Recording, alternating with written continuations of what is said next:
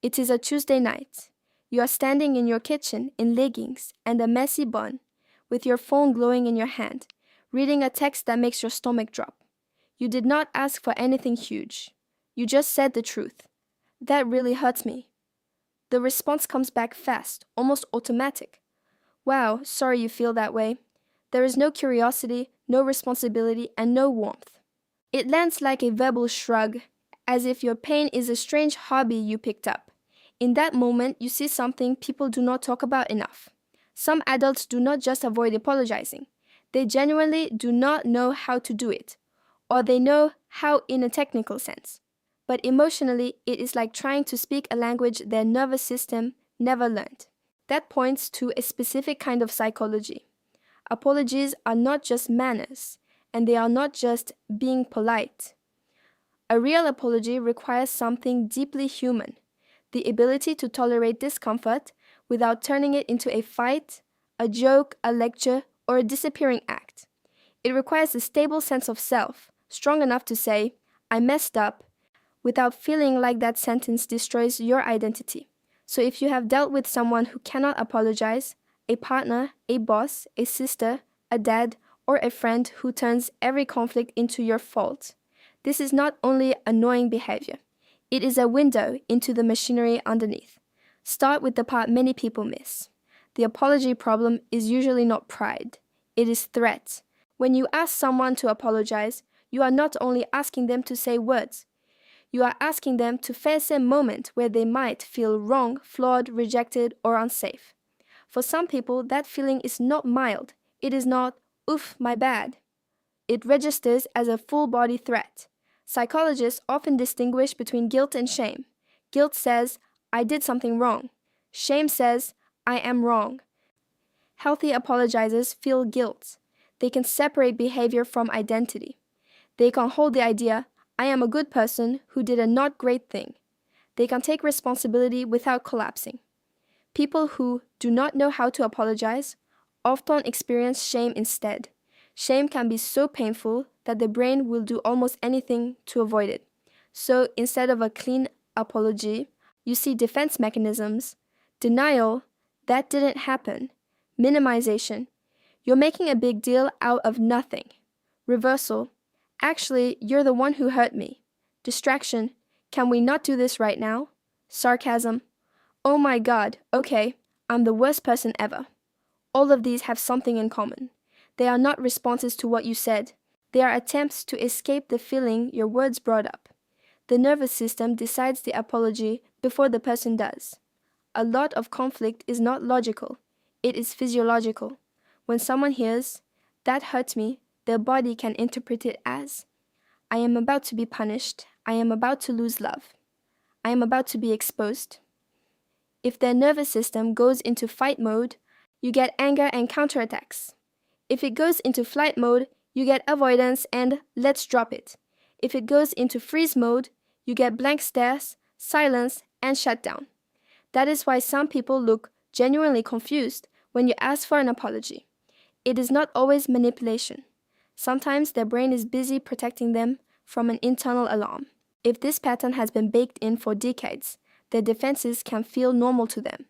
They can experience themselves as reasonable, and you as dramatic. Why I'm sorry feels like losing to them. For a lot of people, apologizing equals a loss of power. Not because they are evil, but because somewhere along the line they learned that being wrong meant being humiliated, ignored, punished, or emotionally abandoned. Maybe they grew up in a house where mistakes were dangerous. Maybe their parents never apologized, ever. Maybe their family treated conflict like a courtroom, where someone has to be guilty and someone has to win. So now, as an adult, their internal rule is simple. If I admit fault, I will lose. Once someone has that rule, everything becomes strategic. Not always as a conscious strategy, but as emotional survival. They will negotiate your pain like it is a contract. They will debate the details like they are cross-examining a witness. They will insist on intent. I didn't mean it, so it shouldn't matter.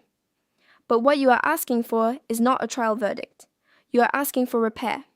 That difference between truth and repair is where many non-apologizers get stuck. I'm sorry you feel that way is not an apology. it is a dodge. It helps to name the fake apologies because recognizing them is a first step.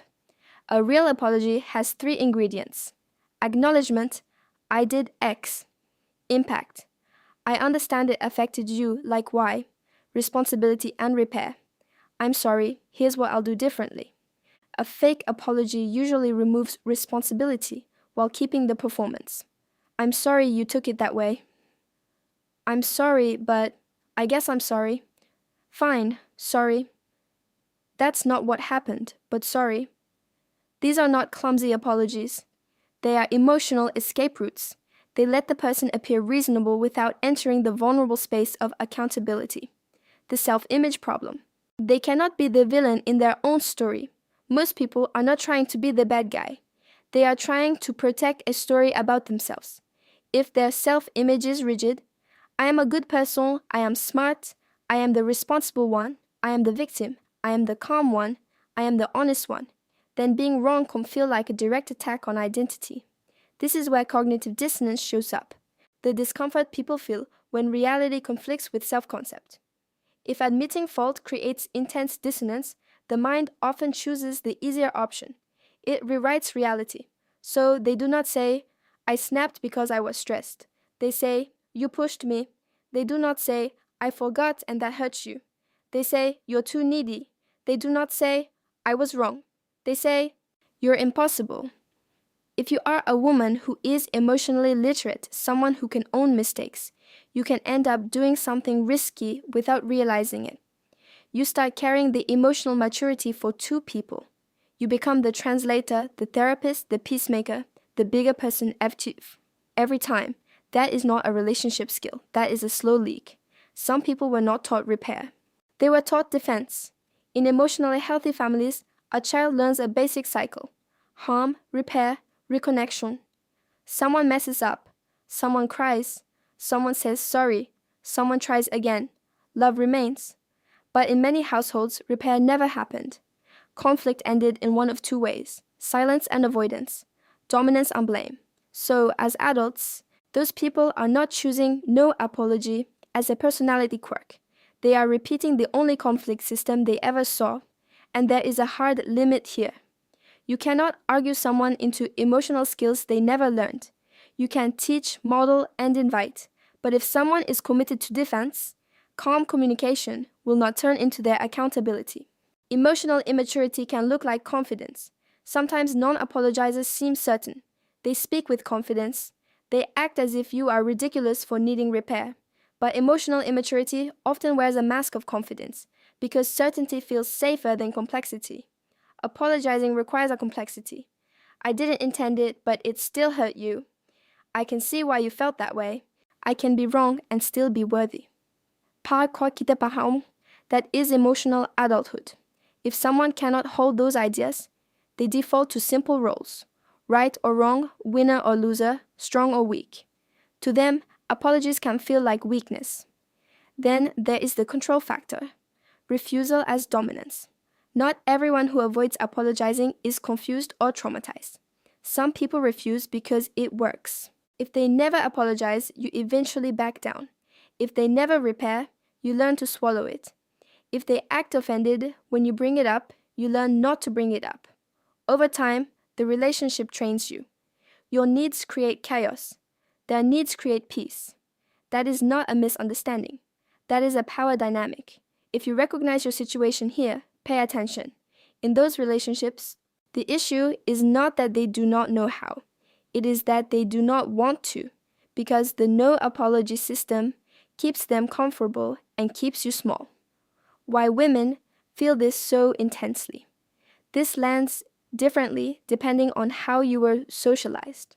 A lot of American women were taught, explicitly or implicitly, to smooth things over, be easygoing, do not be too much, keep the emotional temperature comfortable, understand everyone's perspective, and apologize even when you are not sure what you did.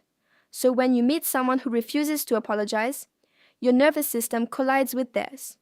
You were trained to repair fast. They were trained to defend hard.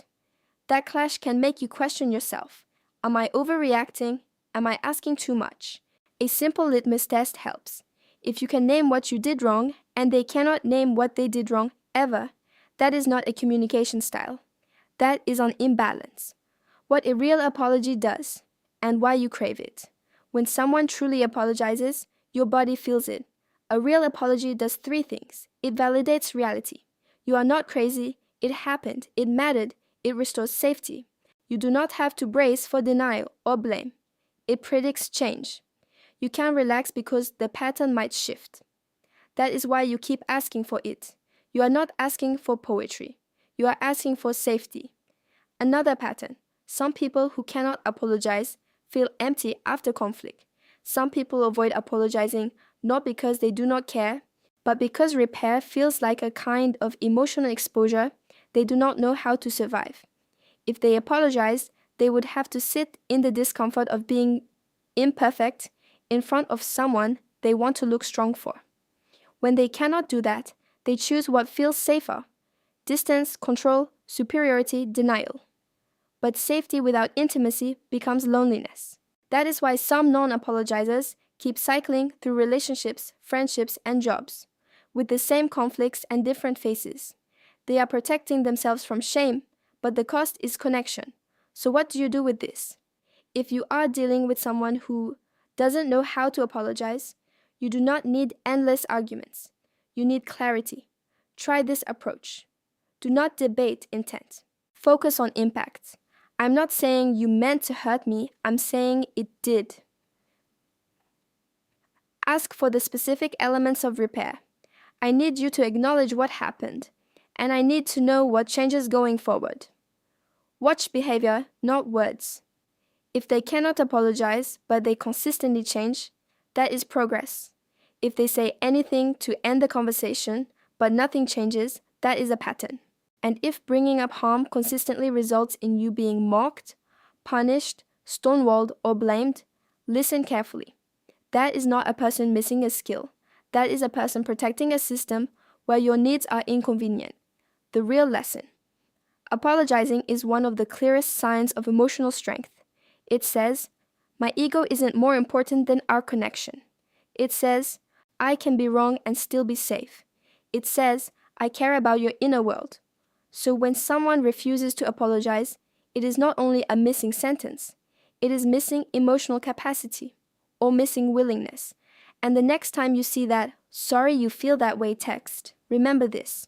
You are not asking for perfection. You are asking for repair. Repair is the difference between a relationship that grows and one that slowly teaches you to stop needing things. That is not only about apologies, that is about what kind of love someone is capable of.